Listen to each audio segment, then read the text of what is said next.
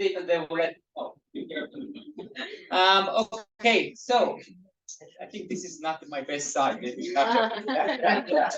Okay, so really welcome, Bruchim Habayim. I would like to take a moment and to thank Zev and the entire Torah Mitzion staff, obviously to all the volunteers, to everyone who makes this thing a reality, and for you coming back after Corona and Shmorona and all of that.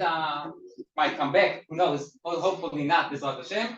But it's really wonderful to have all of you here, and we will start our series of classes regarding a very minuscule topic that no one really cares about, which is the Haredi ideology meets the IDF. And I couldn't plan it better. Some people would think that I have full control over the government or something like that, but it really comes to a head when we have an expectation from more the right-wing Haredi parties in the Knesset, in the Memshala, in the government, pushing for the law that will officially exempt without any issues, and it will be basically signed and sealed against the Supreme Court, a total exemption for Bnei Yeshivot not to serve in the army at all, and even maybe an attempt to try to equate their conditions to soldiers in the army. What I would like to do today, and I know it's going to be a big ask, it's not money, it's not funds, it's emotions. We are going to take all of our emotions and all the thoughts that we had during all those years, that how come that my grandson and my son and my daughter are in the army, and we are going to put all emotions aside. We are going to try to analyze this topic of what is the origin and what are the reasons for the Bnei Yeshivot HaCharediyot not to serve in the army, and why we, let's say religious Zionists, modern Orthodox, believe that Hesder or full service in the army without Hesder is not a b'di'avad, it's not just, what can you do? It's a lechatchila. It's an ideal for us as well. I hope that this class will help us to crystallize what do we believe in. And I always believe that in order to understand what we believe in, we also need to understand the other side. So I would like to ask everyone, no comments about emotions or it's not fair. We're not here about fairness or not fairness. We are talking here about ideologies. We are talking about the origin of the ideology. And we will also talk a little bit, obviously, about how the future is going to look like. Hopefully, if we can predict something like that. So this basically was the Hakdama, the introduction to the shiur. Now let's see the sources. So first and foremost, I would like to, like in a good and nice discussion, is to give honor and respect first to the opinion that I disagree with. Me personally, I assume that most of you will disagree with that as well, but I would like to try to understand first and foremost the Haredi ideology. And I will bring sources that many of them are being used in the Haredi ideology to justify why they cannot or shouldn't or must not serve in the army, and we will discuss that. So let's start from the beginning. In Shmot Perek Yudalet, everyone can hear me. I just don't want to raise my voice. I think I have a high season coming up, so I need to talk a lot, and I just want to make sure that everyone can hear me. Okay. So it says, "Vayomer Moshe el ha'am." So Moshe says to the nation, standing at the brinks of the Yam Suf, "Al tirau, ityatzvu u'hu et Yeshuat Hashem, asher ya'aseh lachem hayom." כי אשר ראיתם את מצרים היום לא תוסיפו לראותם עוד עד עולם. By the way, just a side note, there are most, I know it's really close to me, but if someone would like to come and sit here and not to sit there, that would be fine. You can walk from there, like from here. Or you better go around into the ulam and come all the way around. Yeah, that's another way. Okay, so Moshe basically said to the people, do not be afraid, but rather stand up and see God's salvation that He's going to do for you today, because this time that you saw the Egyptians today, you will never be able to see them again. Hashem yilachem lachem ve'atem tacharishun. Hashem will fight for you, and you will be silent. So this is, when you go and you talk about Haredi ideology, one of the main skin that they like to bring is what? Hashem yilachem lachem ve'atem tacharishut. Hashem will fight for you and you will be quiet. And you will be silent, you will not need to do anything. Now, I would say, whenever I would bring a source, we will try to do two things. A, to understand their opinion, but also to understand the other opinion as well. And what do I mean by that? When you look at this source, it sounds very convincing at the beginning. It basically says, really, Hashem, not a problem. Hashem will fight for you, and you will not need to do anything. But to use it as a source that you, from now on to the future, will not need to participate in anything is problematic. Why?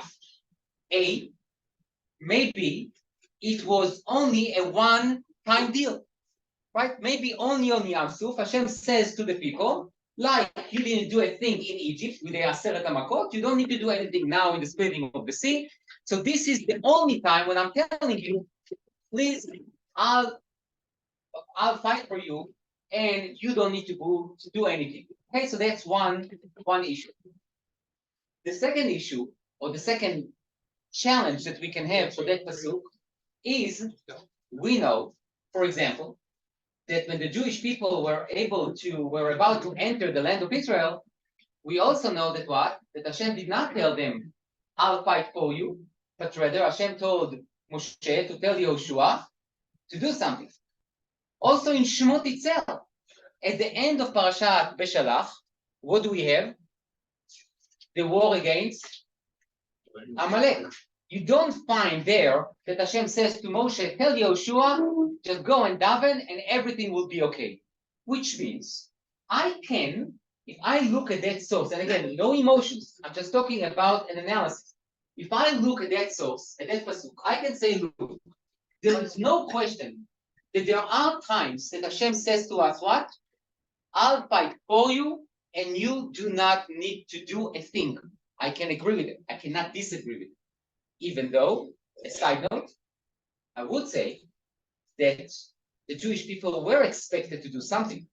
We know most of the Midrashim talks about the fact that Nachshon ben Aminadav, or some other Midrashim talks about Binyamin, the children of Binyamin, jumping into the sea. So they did something, not fighting, but they did something in order to express their participation in the miracle. So, but even if I ignore all the Midrashim and base myself only on the narrative itself, and I compare it to other places in Tanakh, I can say clearly that this pasuk is definitely a one-time thing, or a one-time mitzvah that tells us, don't do a thing I would like to read, but it doesn't mean that everywhere else I can sit silent and Hashem will do the job for me. That's A. B. I'm going to demand, not only from the Haredi ideology, but also from the modern Orthodox and religious Zionist ideology, to be brutally honest. So if you believe in something, do it. All the way. So, when there is, God forbid, a missile attack on Israel, according to Haredi ideology, what should they do? Daven. Should they leave the city? No, where the city is being attacked with missiles? The answer is no. Hashem yilachem lachem ve'atem tacharishun, which means Hashem is going to do it for you and you don't need to do a thing. Now, if you really believe in it, I would like you to what? To live your life according to what you believe in. So, the minute that there is a situation or there are circumstances that basically cause, let's just call it the Haredi movement, not to believe in what they say, I think it becomes shaky. Everyone is with me? Yes. Okay, so that's the first source. So now let's see the second source. Says the Malbi, Hashem yilachem lachem, ומה שתחשבו שתצטרכו למלחמה, and what you think that you might need to go to war, Hashem yilachem bishvilchem. What is bishvilchem? For you. Or really, because of you. Bishvil lachem. Because of you. כי הם באים להילחם עמו, והוא מלחמת השם, לא מלחמתכם, ואתם תחרישון. The Malbim's explanation is a little bit more ambiguous. He basically says, and he based himself on another interpretation. We say on every Monday and Thursday and Shabbat, and every time we open up the Aron Kodesh, we say, Veyanusu mesanecha mipanecha, which means your enemies will fled away from you. Who are Hashem's enemies? So the Midrash says, whoever comes against Hashem comes against the Jewish people. Whoever comes against the Jewish people goes against Hashem. So in a way, the Malbim says the following. He says, Hashem yilachem lachem. Why would Hashem fight for you? Not for you, because of you. It does not exempt you from going to war. You just need to know that Hashem will what? Will go with you. Which, by the way, I don't know how you can deny what we saw 2 weeks ago, a week ago, where כי אני השם אלוקיך הולך בקרב מחניך. Hashem walks, so to speak, with the army camp to battle. And we know that almost in every battle that Shaul went, David went, they went with the ark, so to speak, going with Hashem. So there is no such a thing that we just send the ark and we stay home. We go and we go with the ark. However, the Malbim does say that Hashem will fight. So it's a little ambiguous, but it's not exactly what we thought we understood when we read the first source. The Meshech Chochmah has a different take. And he says like that, Hashem yilachem lachem ve'atem tacharishun. Hashem will fight for you and you will be silent. He brings the Mechilta. Mechilta is a Midrash Tanaim, basically a Tanaic source that was done around the 1st or 2nd century. There are 2 Mechilta. There is Mechilta de Rabbi Ishmael the Tana, and Mechilta de Rabbi Shimon bar Yochai, the student of Rabbi Akiva. So 2 schools of thoughts, one Rabbi Ishmael, one Rabbi Akiva. So it says like that, לא בשעה זו בלבד יילחם לכם, אלא לעולם יילחם כנגדם של אויביכם. This is a good one. Now, from a Haredi ideology. The Meshech Chochmah basically says what? One of my issues with the Pasuk was what? That maybe it's a one-time deal. Who guaranteed that it's going to be all the time? Answer, says the Meshech Chochmah. He brings the Mechilta, so that's Tanaim. It's not only a one-time deal, but rather is what? Is forever. Lo b'sha'a zu bilvad. Not only that time. Yilachem lachem, he will fight for you, ela leolam, but rather for eternity, forever. Yilachem kenegdam shel oivechem. Abi'ur. So the explanation is what? Sheka'et ba'u bete'ana, ובתשובה ניצחת להשם, למה הוציא אותם ממצרים? Because the Jewish people, at the brink of Yam Suf, they came with a taina, with a claim to Hashem. Why did you take us out from Mitzrayim? We are going to die. We are going to be murdered right here. ועל זה צריך הקדוש ברוך הוא מן הדין ללחום באדם. And for that claim, Hashem was in a way not forced, but that was justice. You took people from Mitzrayim, you put them in the desert, you brought them what? To Yam Suf. You need to make sure that what? That they can cross safely, because if not, what's the entire idea of taking us out from Mitzrayim? לכן אמר להם שאף בשעה שלא יהיה להם שום טענה על השם, כמו בימי סיסרא וזרח מלך הכושי, ובעיתות העתידות אשר אמר ולנו בושת הפנים, כמו שהתנצל דניאל בעד ישראל, גם אז ילחום באויביהם של ישראל. Says the Meshech Chochmah, he says, look, there is a one-time deal, and then there is forever. At the moment when they were standing next to Yam Suf, and they claimed, why did you take us out from Mitzrayim? We will be murdered here. Hashem, in a way, had to protect them and fight for them. Why? Because it's not fair. Just imagine, you take a child from kindergarten, okay? You bring him into the, I don't know, Rehov Derech Hebron. That's pretty busy, right? And then you leave. And you promise his mommy that you will bring him home. You can't leave him there. He will never make it. Meaning you took the Jewish people from Mitzrayim, you promised to bring them to the land, you are taking them through Yam Suf, so you must protect them. However, says Hashem, not only at this time that I will protect the Jewish people, but any other time, even if you have no claim on me, which means you are in Eretz Israel and you are safe and you went on a war, or someone came to attack you, which I am not quote unquote responsible for, I will still what? I will still protect you. So there is a difference between Yam Suf and the future, but the future is even much more complementing to the Jewish people, which means not only when Hashem quote unquote must respond to our claim, but even at times that we did it to ourselves, Hashem is going to what? To fight for us. And then, בזה שאמר, השם ילחם לכם בשעה שאתם תחרישו. Now he's dashing the pasuk like a chassid. Okay? He says, השם ילחם לכם. We read it, ואתם תחרישו, which means what? And you will be silent. You don't need to do anything. He says, no. Hashem ילחם לכם. Hashem will fight for you, even at times that you have no claim to what? To demand my involvement. שלא יהיה לכם שום תביעה על השם, שיהיה לכם בושת הפנים לדבר, גם אז השם ילחם לכם. But now, until now, it seems to be that it works well. But there is a problem. The problem is the Meshech Chochmah never said what? That you don't need to do a thing. It just guaranteed that every time we have a war, Hashem will fight for us, with us. Especially according to his interpretation, that ve'atem tacharishun means what? What did he say? What is the interpretation of ve'atem tacharishun? That you will have no claim to demand that I will participate in the war, which means not that you will not do a thing, just that you will not have a claim against me, I will still fight for you.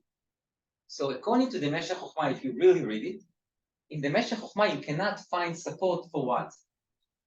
For total exemption. You do find a demand for davening. Yes, you do find a demand to reach out to Hashem and to remind him that he promised to come with us to war. But there is no exemption. Okay. Now, I want to be honest, as I say, it's very hard to derive any conclusions from the narrative itself and the Torah interpretation. Why? Because interpretation is interpretation, and there is nothing halachic here that demands you to follow like a Shulchan Aruch. It's interpretations. And basically, if I look at the Malbim and the Meshech Chochmah, basically they live in times in societies that there are obviously a debate about human involvement, Hashem involvement, so it might be just a limited interpretation for the Parsha. I am interested in halacha now. So now take a look. One of my favorite Gemarot. Never followed here, but one of my favorites. I will tell you why.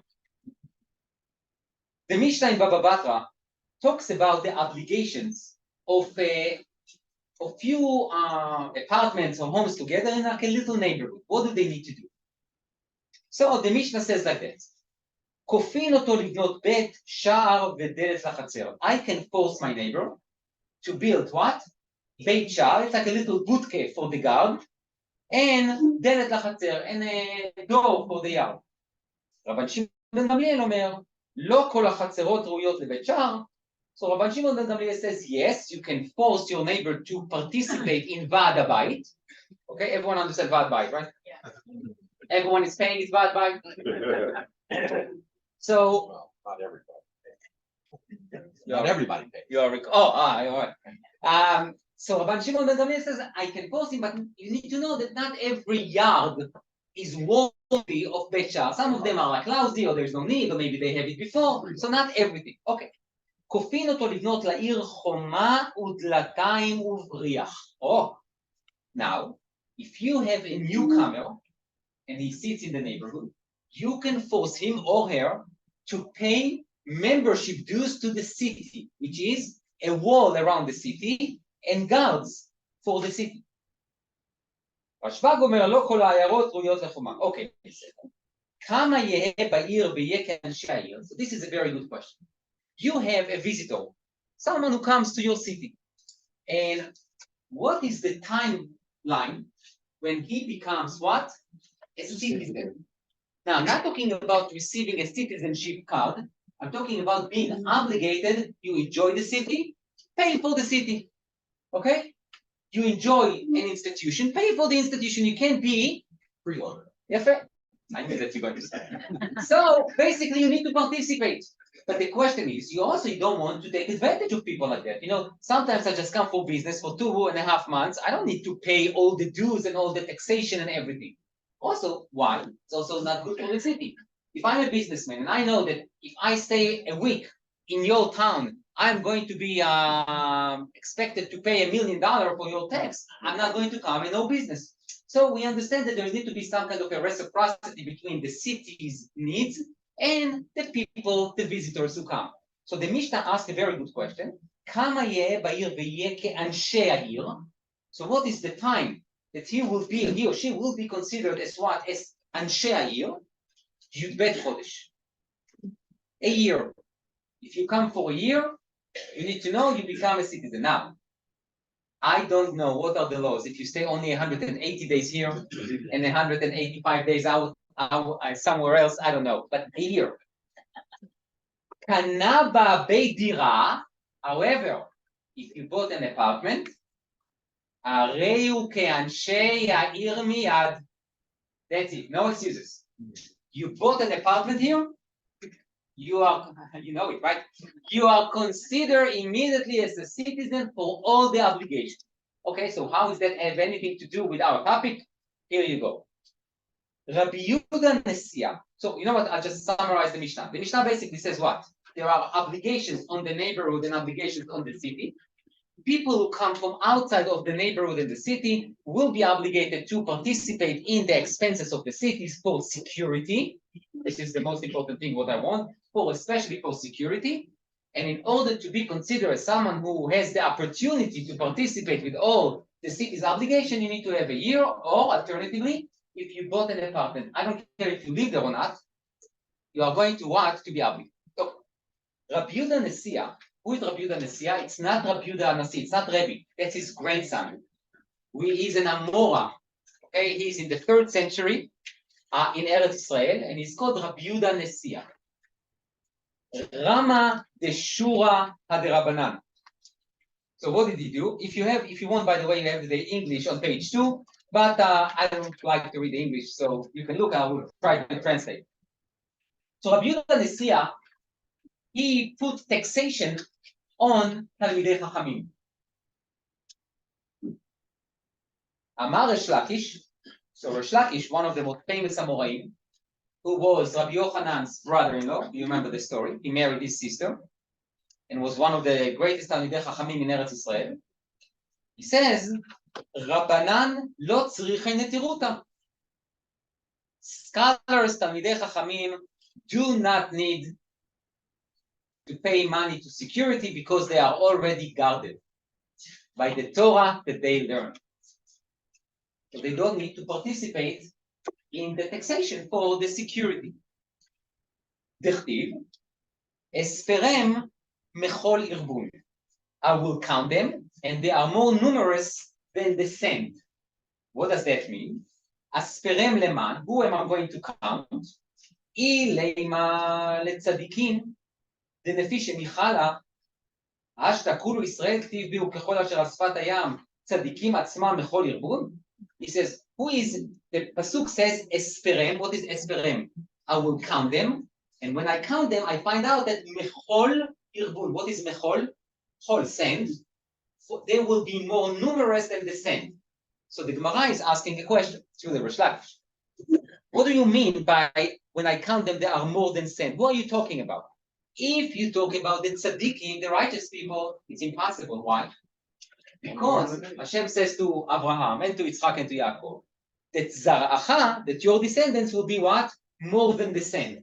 So even the Gemara knew that it's impossible that the tzaddikim among the Jewish people will be more than the entire Jewish people themselves. Okay, that makes no sense. Okay, we have less tzaddikim than the nation. So therefore, says the Gemara, so obviously it does not talk about what?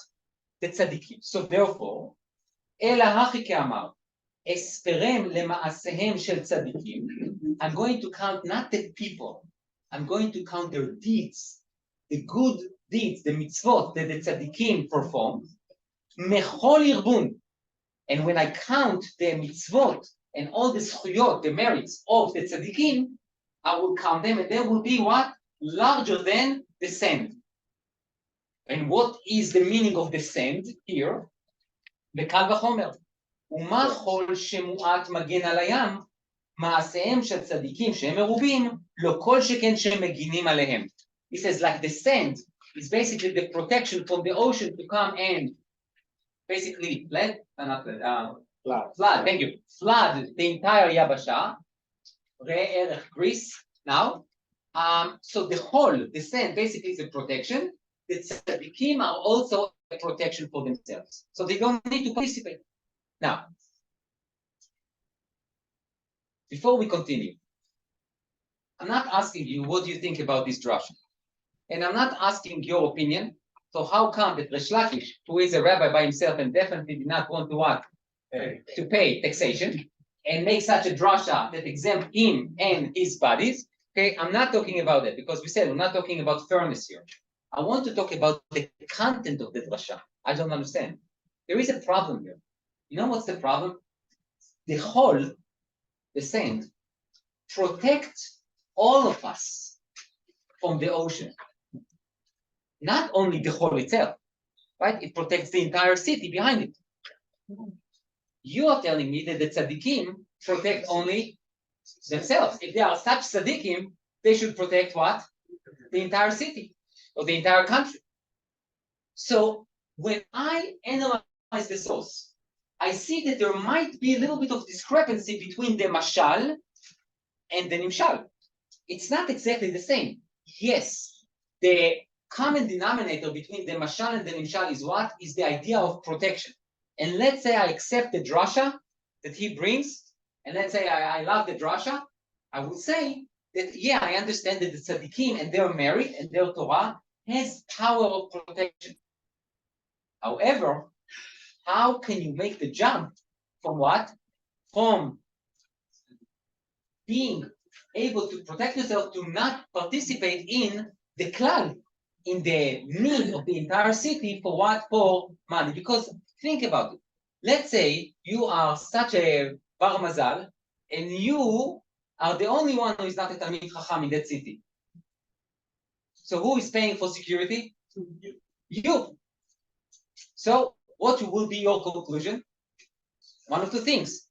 You will join the kollel or you will leave the city. Right? You're not going to pay for everyone. Or you will say, look, if they are so tzaddikim and they protect themselves, I'm just going to what? To be among them, so I will be also protected. But it makes a little bit no sense. So the idea is, Rabbi Yehuda Nesiah, again, who is the grandson of Rabbi, in the 3rd century, he decided to do what? To put taxation on the Talmidei Chachamim. Resh Lakish says, no, I don't think you are correct. Not only that, I don't think you are correct, I think you are wrong. And we have a pasuk that basically says that you are wrong. Now, let's continue. Kiyata lekamed Rabbi Yochanan. So when Resh Lakish says, came to Rabbi Yochanan, to his brother-in-law, Amar le, so Rabbi Yochanan says to Resh Lakish, Mai te'ama lo teima lemeha, ani choma v'shadai kamigdalot, ani choma zu Torah, v'shadai kamigdalot, elu talmidei chachamim. So Rabbi Yochanan says to Resh Lakish, I don't understand you. Why did you bring a proof to basically disagree with Rabbi Yehuda Nesiah from Esperem Bechol Irbun? There is another pasuk from Shir Hashirim. Ani choma, I'm like a wall, v'shadai kamigdalot, and the drasha is Ani choma zo Torah. I, the Jewish people, Ani Torah, I represent Torah. V'shadai kamigdalot elu talmidei chachamim. And what protects me and my beauty is what? Is the talmidei chachamim. Resh Lakish סבר לה כדדר השראה, ואני חומה זו כנסת ישראל, ושדי כמגדלות, אלו בתי כנסיות ובתי מדרשות. So basically, Resh Lakish didn't agree with Rabbi Yochanan because he thinks that this pasuk comes to teach us something else. Okay. Now, so according to this Gemara in Baba Batra, it seems to be, by the way, I cut it short. There is another discussion, and also there is a discussion in other places as well, that basically exempt Talmidei Chachamim from participating in the security of the city. Why? You will hear it many, many times, especially in the Haredi ideology, Torah, Magna, Umatzla, which means what? Torah Megina protects you, V'matzla, what is matzla? And saves you. Okay? So the idea is we are protected. So we don't need to participate. Now, I'm going to try to be very specific about a few comments. Comment number one.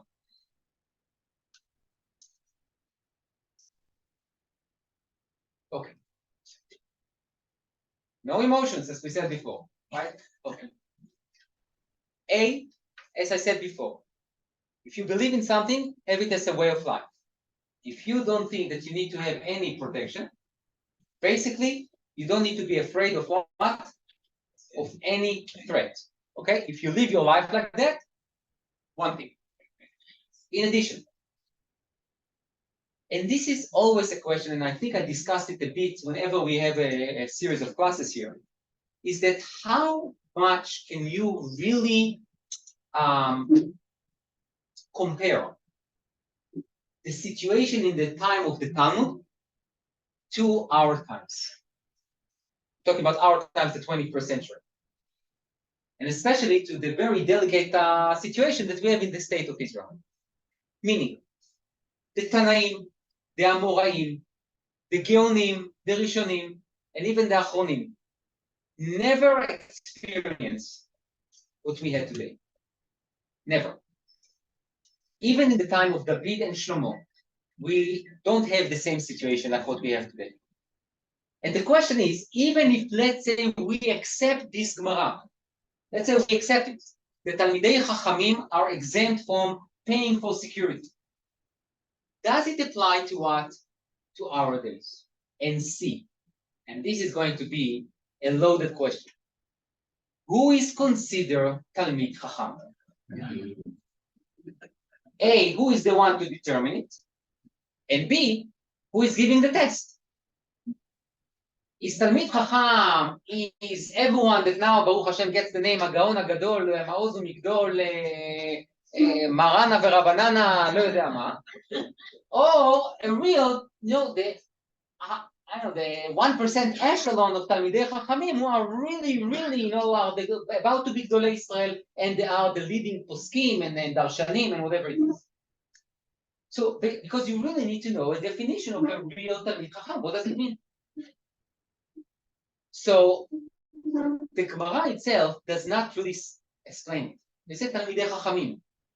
A. B. We all know, and this is also something, I'll ask you a question. In 1212, there was what they called the Aliyah of the 300 Baalei HaTosfot. Okay? The rabbis from France, in 1212, the leading rabbi was Rabbi Shimshon Mishans. They took few rabbis with them, and it's called Aliyat 300 Baalei HaTosfot, the 300 Baalei HaTosfot that came from France to Israel. If you count every name of Baal Tosfot in France, in Germany, in England, in Vienna, in everywhere, you do not get to 300 people that we know of. Okay? I want to be generous, let's say 150. I'm really generous. Okay? So there are no 300 people. So let's say that there were 300 Baalei Tosfot. So I don't know what was the Jewish population back then, but it's 300. It's not 3 million. Also, when things change, there is need to be some kind of a reevaluation, and I'm talking really about just a pure, clear, dry analysis. Do you know how many Bachurei Yeshiva? And by the way, I just want to preface one thing. I'm talking to a crowd, me, myself, and I know many of us believe in the power of Torah. Don't dismiss it. We need it. We need people to learn it. But there is also a question about army service. Now, when Ben Gurion gave the exemption to the Chazon Ish, that Bnei Yeshivot do not need to fully participate actively in the army, how many Bachurei Yeshivot were there? 400. 400. According to some numbers, 450. But let's give it 500. And Baruch Hashem, on one hand, it grew, but now the exemption is for how many? 40,000, 60,000, 70,000. Those are around the numbers. Which, by the way, some of them are what we call more chardali. Part of it. It's not the majority, obviously, but like the more right-wing religious Zionists who also take advantage of it. Okay. So we obviously understand that the way it started and the way it's now might be a little bit different, and the needs might be different. So all of that just in the air. We have no solutions yet. It's just we need to take it into consideration. But let's go back to really the beginning of the shiur. So if I think about the Haredi ideology for now, basically they might bring a source from the narrative itself of Hashem ilachem lachem v'atem tacharishun, even though this is a bit shaky. But definitely they have the Gemara in Baba Batra that says what? Not only that I don't need to participate actively in guarding the city, I don't even need to what? To pay money, to pay taxation for the guarding of the city, because what? I can take care of myself. I can take care of myself, and therefore I don't need to participate. Now, according to Rabbi Yochanan's drasha, it's not that clear. According to Rish Lakish, they guard only themselves. They are being protected. According to Rabbi Yochanan, it might be that the entire city is protected, but I'm not sure. Okay, so that's the Gemara in Baba Batra. Then another source that they definitely can rely on is the Rambam. The Rambam on page 3. The Rambam on page 3 in Hilchot Shmita v'Yovel, Perek Gimel. So here there is what I will call what do you call it? A carrot and the stick. Okay. In order to have the carrot, you also need to have the stick. So here that Rambam, it's an interesting thing. Kol Shevet Levi, the entire tribe of Levi, Muzharim, they are warned, Shelo Inchelu be'eretz Canaan. They shouldn't have any land, any territory in the land of Canaan, in Eretz Israel. וכן הם מוזהרים, שלא ייטלו חלק בביזה, בשעה שכובשים את הערים. And also they cannot have any part of the spoil from a war. When the Jewish people go on a war, on a battle, and they conquer a city and they get the spoil, the Levim and the Kohanim don't get anything from it. שנאמר, as it says, לא יהיה לכהנים הלוויים כל שבט לוי חלק ונחלה עם ישראל. חלק בביזה ונחלה בארץ. וכן הוא אומר, לא תנחל וחלק לא יהיה לך בתוכם בביזה. Which means, you can imagine, the Jewish people went ahead and conquered Syria, and they come back with spoil, with gold and silver and everything, and they come back and they make like a big, celebration, and they start dividing the spoil. And Shevet Levi, atem tacharishun, right? Stand still, you don't get a thing. Okay. ובן לוי או כהן שנטל חלק בביזה, לוקח. If a Kohen or a Levi takes a little spoil, he gets lashes. ואם נטל נחלה בארץ, מעבירים אותה ממנו. And if he by force took a territory in the land of Israel and says, this is mine, you remove it from him. You take it away from him. That's the Rambam. Says the Rabbi, ובן לוי או כהן שנטל חלק, אמר אברהם, שולץ אברהם, רבי אברהם בן דוד, אם כן לא יתלו בהם תרומות ומעשרות, כי הם היו תחת חלק הארץ. והרי בביזת מדיין לא נטלו חלק בישראל, אלא בתרומה, ובמצוות יוצר הכל יתברך. So says the Rabbi, I'm not going to want to deal with the Rabbi and the Rambam right now, but I would just say that the Rabbi says, if what the Rambam says it's true, how can they get what? Trumot and Masot, it's part of what? Of the land. Answer is, God decided they will get this, but they will not get the territories. Okay. The Rambam continues. יראה I think, שאין הדברים אמורים אלא בארץ שנחרטה עליה ברית לאברהם, ליצחק וליעקב, וירשו בניהם ונתחלקה להם. אבל כל שאר הארצות שכובש מלך ממלכי ישראל, הרי הכהנים והלוויים באותן הארצות ובביזתן ככל ישראל. Now the Rambam clarified. He says, look, what I said before, that the Kohanim and the Levim do not get anything from the spoil or any territory. It's only where? in the land of Israel. But if the Jewish people went on an expedition and they went and conquer Iran, okay, every Cohen and a Levi who wants to have a little bit of a nuclear battle, he can take it. Why? Because it's not in Eretz Israel. Because the pasuk says what? Lo yeh lahem chelek v'nachala ba'aretz. Only in the land. But everything that is not considered the land of Israel, it's fine. Okay. ולמה לא זכה לוי בנחלת ארץ ישראל ובביזתה עם אחיו? And why is it that the Levi, the entire Shevet Levi, the Kohanim as well, did not receive the inheritance in the land of Israel? And why can't they get from the spoil of a war? מפני שהובדל לעבוד את השם לשרתו ולהורות דרכיו הישרים ומשפטיו הצדיקים לרבים. He says because he was separated, he was designated to do what? To teach. And therefore, and to serve God. And to guide the people in what they're supposed to do. שנאמר, יורו משפטיך ליעקב ותורתך לישראל. לפיכך, therefore, הובדלו מדרכי העולם. They are teachers, they are special teachers, they are spiritual people. I don't want them to be involved with what? With money, war, blood, corruption, all of that. I would like them to what? To sit in an ivory tower and then to go and teach and go back to the Beit HaMikdash. לא עורכים מלחמה כשאר ישראל. They don't go to war like the other Jewish people. ולא נוחלים, and they don't get an inheritance because then they will what? Will walk the land instead of serving God. ולא זוכים לעצמן בכוח גופן, אלא עם חיל השם. חב"ד. צבאות השם.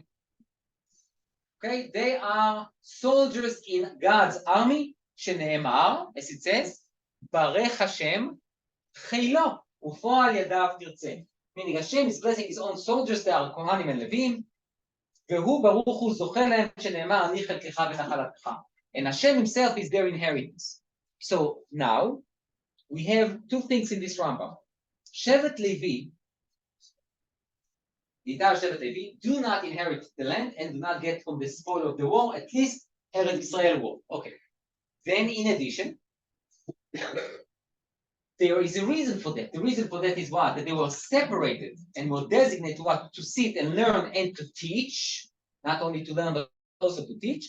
And because I would like to what? To give them the best atmosphere and society and environment to grow, I can't get them involved with what?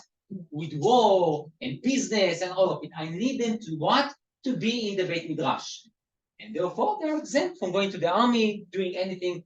Their parnasa is being provided for them, and everyone should be happy. Okay. And now, so that's good for what? For Haredi ideology for the Levim and the Kohanim. What about the non-Kohen and the non-Levi? So, says the Rambam, Velo Shevet Levi Bilvad. What I said before, it does not apply only to Shevet Levi. אלא כל איש ואיש מכל באי העולם. What does that mean? Who is the everybody? Jews and non-Jews. מכל באי העולם. באי העולם, everyone comes from the entire world. אשר נדבה רוחו אותו. That he has this generous spirit. והבינו מדעו להיבדל לעמוד לפני השם לשרתו ולעובדו. And his cognitive ability basically pushed him to understand and to internalize the fact that he was born in order to serve God, and he's willing to what? To detach himself. I can't say herself yet, because Rambam didn't really care about so much politically correct. But the idea is to really separate themselves to what? To serve God. לדעה את השם, והולך ישר כמו שעשהו האלוקים, ופורק מעל צווארו או לחשבונות הרבים אשר ביקשו בני האדם, הרי זה נתקדש קודש קודשים ויהיה השם חלקו ונחתו לעולם ולעולמי עולמים. That anyone, even if you are not a born Levi or a born Kohen, you decide that what? That you want to separate yourself from all business and war and everything that is in this world, and you want to dedicate yourself for Torah learning and to serve God, you join the virtual Shevet Levi. Meaning Shevet Levi is a tribe, but it's also a concept. It's a concept of people who separated themselves and dedicate their lives to serve God and to teach. And then, ויזכה לו בעולם הזה הדבר המספיק לו כמו שזכה לכהנים הלוויים, and Hashem will take care of him. It's not the father-in-law, it's real Hashem. Hashem will really take care of him and will provide him his sustenance. And הרי דוד אמר השלום, עליו השלום אמר, השם מנת חלקי וכוסי, אתה תומך גורלי. Hashem, you are my provider, you are my sustenance, you are my rock, you will provide for me everything that I need. Rich Rachmana Desiyan. That's the end of Ilchot Shmita V'Yovel by the Rambam. So, according to the Rambam, in Shmita V'Yovel, we have definitely a codified law. It means what?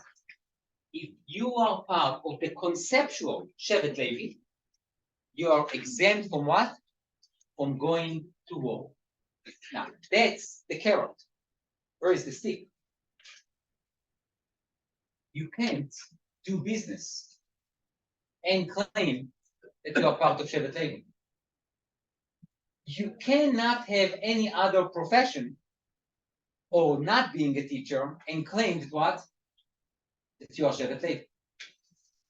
Also, you can't quote unquote waste any time because you need to what?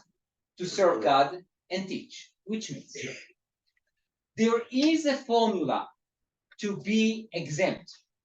If you're Toratcha Umanutcha, but only Umanutcha. You're with me?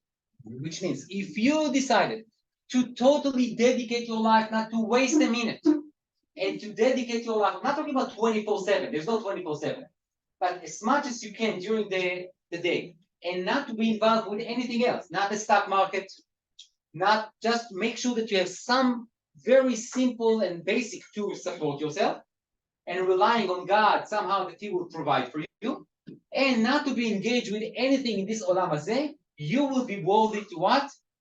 To get into this, privileged tribe, and you will not be needed in the army. You will be exempt from that. So, there is a little bit here of a catch-22 modern state of Israel. People who say, I would like to dedicate my life and all my time to Torah learning, and therefore I cannot go to work. So then what? We criticize them on both fronts. A, you don't help the economy. B, you are supported by the economy. And C, you don't go to the army. But in a way, what the Rambam says, and this is, by the way, one of the most interesting things, and I don't know how, the Rambam definitely delineates a picture of what? Not everyone is going to sit and learn Torah. Because then everyone will be a Shevet Levi. The Rambam understands you cannot sustain the world like that. It says, yes, there is a Shevet Levi, which is the minority of the Jewish people. And then there are some Yechidim, some individuals from all Ba'ei Olam that dedicate their lives to understand God and to serve God. But what do the other 95% of the population do? They work, they do. And also, I'm talking, not the Rambam. I think that if I would ask you, would you mind to work and even to pay for 3 people here who are the brightest people here to sit and dedicate their lives to Torah learning or lehavdil, like we do in academia, okay? You have stipend for the best doctoral students and to pay for them so they will grow and they will have the ability to grow and to continue.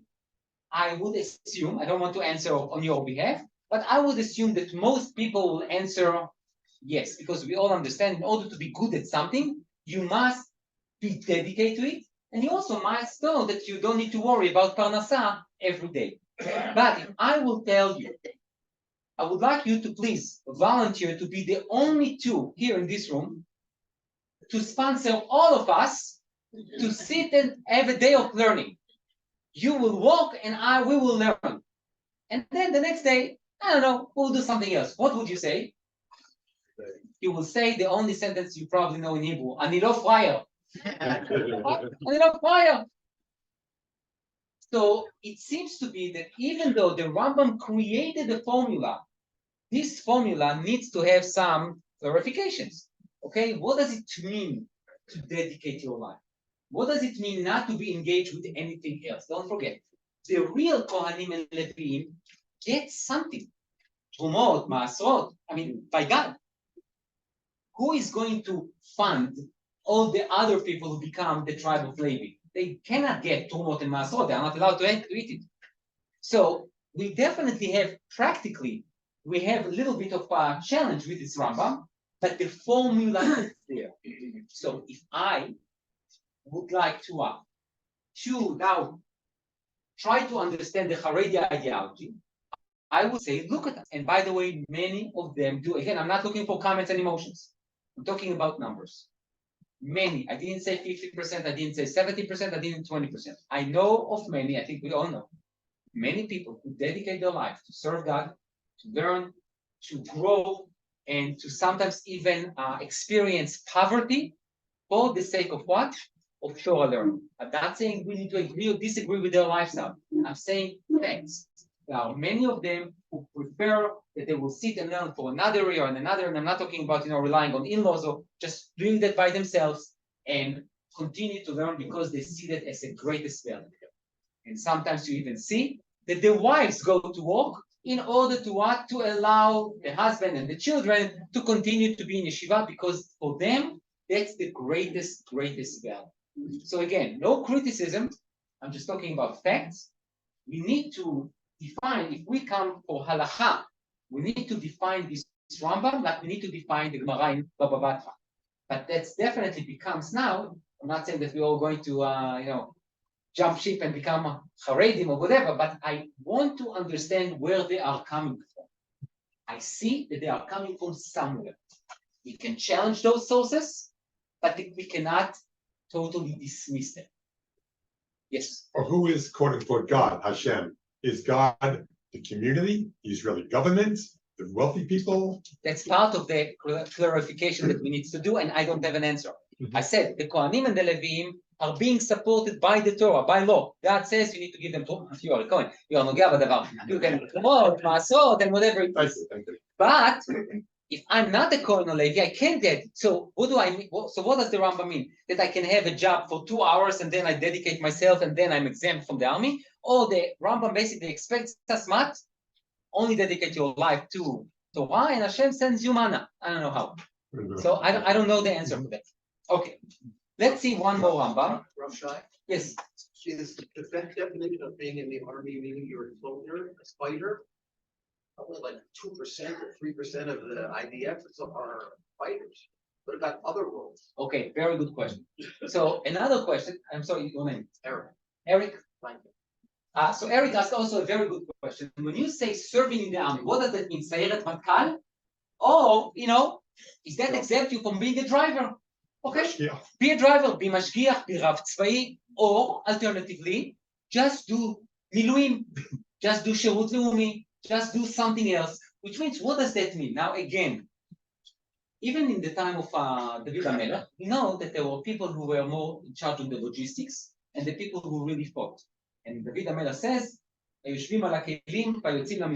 both of them get equally from the spoil and everything.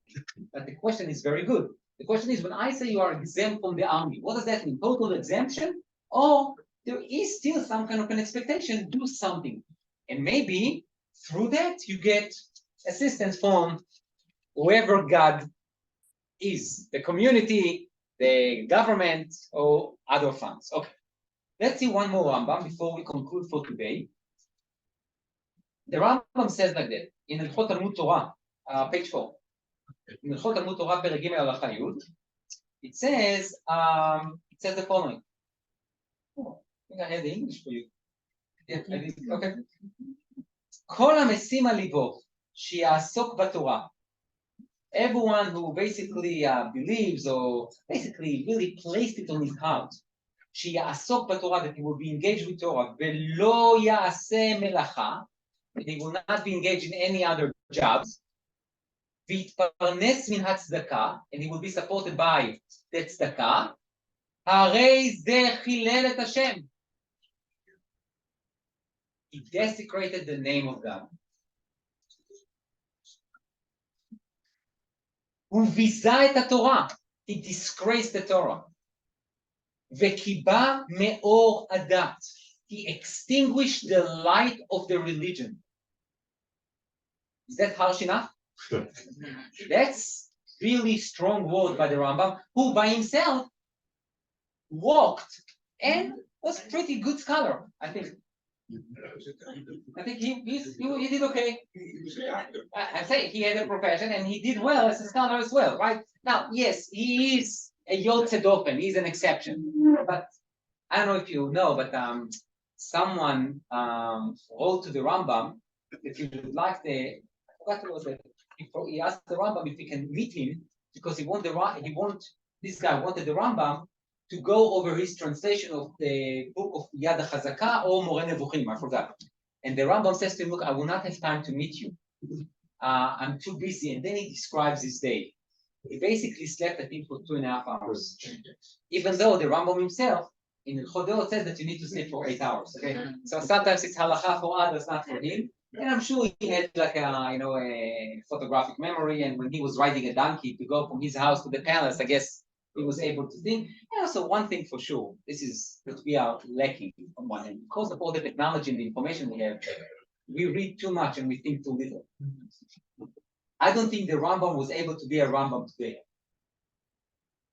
Because he basically chokes your originality.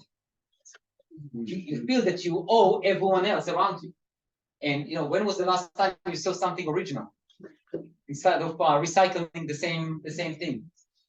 So the beauty is in his original thought. Some people burnt his books. It was too original. But leave that alone. We're not going to go now about the conflict regarding the Sfarim of the Rambam, which took place in the 12th, 13th, 14th century. But the idea is what? Is that the Rambam definitely knew what does it mean to be a scholar. And he says, you can also be a doctor. So if you do that, you disgrace the name of God, you disgrace the Torah, and you extinguish the light of the religion. וגורם רע לעצמו, and you cause רעה, evil to himself, ונוטל חייו מן העולם הבא. And you will have no עולם הבא. למה? Why? לפי שאסור ליהנות מדברי תורה בעולם הזה. You cannot draw benefits or enjoyment from דברי תורה in this עולם. Now you will ask, so how come דיינים, רבנים can get paid? Don't ask. The answer is very simple, it's for the preparation. It's not for what we do. מהו בחינם, אף אנחנו בחינם. And believe me, many rabbis do a lot of pro bono shiurim, okay? The idea is what? Is that for the preparation, exactly like doctors in the room. You are not allowed to charge. Now let's open up the conversation, right? But you charge because of the knowledge and the dedication and the preparation and the continued education. For that time, you are being compensated. אמרו חכמים, כל הנהנה מדברי תורה נטל חייו מן העולם. ועוד ציוו ואמרו, אל תעשה מטרה להתגדל בהם ולא קרדום לחפור בהם. You cannot use the Torah in order to be wealthy. ועוד ציוו ואמרו, אהוב את המלאכה ושנא את הרבנות. You need to love jobs, profession, and שנא את הרבנות. וכל תורה שאין עימה מלאכה סופה בטלה וגוררת עוון. Every Torah that is not partnered with מלאכה, at the end it will come to an end, וגוררת עוון, בסוף אדם זה שיהיה מלסתם את הבריות. תלמיד חכם, who thinks that he needs to be funded by the tzedakah, at the end he is going to be a thief. And why? Because the tzedakah gives you something, but not everything that you want, so you're going to want to steal. So the question is, how we can reconcile this Rambam and the Rambam before? The Rambam before, Shevet Levi, leave me alone. It's not tzedakah. What we give to Shevet Levi, it's not tzedakah. This is a mitzvah. This is not mitzvah tzedakah. It's a mitzvah that's the relationships between the Jewish people and Shevet Levi. Okay? In exchange of their teaching, that's what they receive. But what about all the others who joined Shevet Levi? So how exactly should they be supported? So the answer, in order to reconcile this Rambam and the last Rambam, is something along the lines that you suggested as a theory, which is those people who join Shevet Levi, they need to do two things. A, to dedicate their lives to Torah learning. But at that, when I say life, they need to spare an hour, 2, 3, whatever it is, to work in something and to earn enough money, the basic money, for them to continue to learn. So you see that the Rambam in Shmita V'Yovel, when he says that he needs to what? To detach himself from any profession, it's not 100%. It means what? Shevet Levi received by law sustenance. Everyone else who joined them needs to know that they need to take care of themselves. Now, then there is a very delicate formula, because how much time do I need to work? 2 hours, 2.5 hours. What's the basic salary, the income that I can have, that I can get, that I should get, and how exactly I know that this is too much engagement in the business world, and then I'm losing my exemption from serving in the army. Which means, even according to the Rambam, there are many things that we need to basically to go through in order to come with a clear formula. Now, there is another Rambam that I didn't bring it here. It's on his Perush on Pirkei Avot, and on this Mishnah of Hovet HaMelacha B'Snayat HaRabbanut, and he goes on and on, really lengthy. That's why I didn't bring it here, about the fact that he heard, and that was more in Europe, not in Spain and Egypt where he was, that communities supported rabbis, and he went all force against it. It's almost 2 pages of explanation on that Mishnah about, at least according to the print that I have, and going on and on and on, that what they do is the destruction of the Torah. And it never happened. Now, say that it never happened, it's also not exactly accurate. But I think even the Rambam himself understands sometimes there are few individuals that you can do it, but not for the masses. Okay. In conclusion for today, wow, perfect. If we'll have less welcome in the beginning, we'll have more time. But maybe next time all the welcomes we can just send like in a teaser. So the thing is let's conclude. We spoke about what is the Haredi ideology, what are they basing their opinion of not serving in the army on. And I didn't talk about politics at all. I'm talking only about halachic sources. So there is a narrative that might suggest that there are times, at least there are times, when Hashem will fight for you and we don't need to do anything. Even though we saw that it's that little shaky, it's not that stable, the sources. We saw the Gemara in Baba Batra that according to Amoraim in the 3rd century, they went against Rabbi Yehuda Nesiah and against taxation of Talmidei Chachamim in terms of security of the city. They don't need it. They don't need it because they protect themselves, / perhaps protecting others, but that was not clear. We saw that the Rambam talks about Shevet Levi itself and the concept of Shevet Levi and the exemption from the army in lieu of what? Of full dedication for Torah learning and detachment from what I will call the business world. Then we confronted that Rambam with the Rambam itself in Hilchot Talmud Torah that says you cannot be supported by the community in order to learn Torah. That's a disgrace. And we reconcile it in a way that what? That it means what? That you can still dedicate your life, but there is need to be an hour or 2. If you're not a Kohen or Levi, you need to want to earn some money. Question also is, if you can earn some money, maybe you can also participate a little bit in the army service. And as Eric says, maybe not as a fighter, but to do something that will help the army's needs.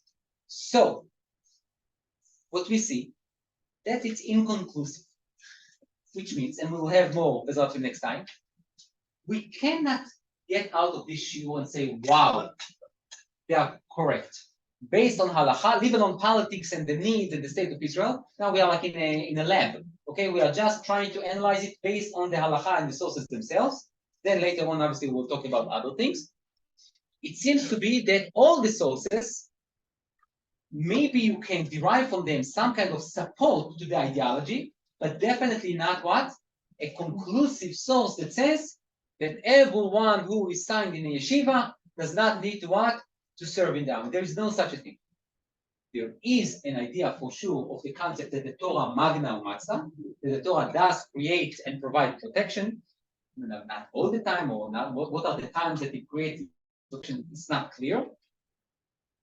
But we definitely see that there is some kind of a source for the ideology to tell us that we are convinced that that's the right path. Not yet. However, what I would like you to think about, not only about those sources, but also to think about the other side that we didn't see yet. What do I mean by the other side?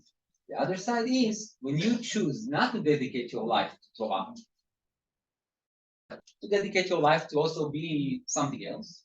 Question is that we also need to ask ourselves, okay, so how much time do I give to Torah learning? It's always the other side as well. So that's for today.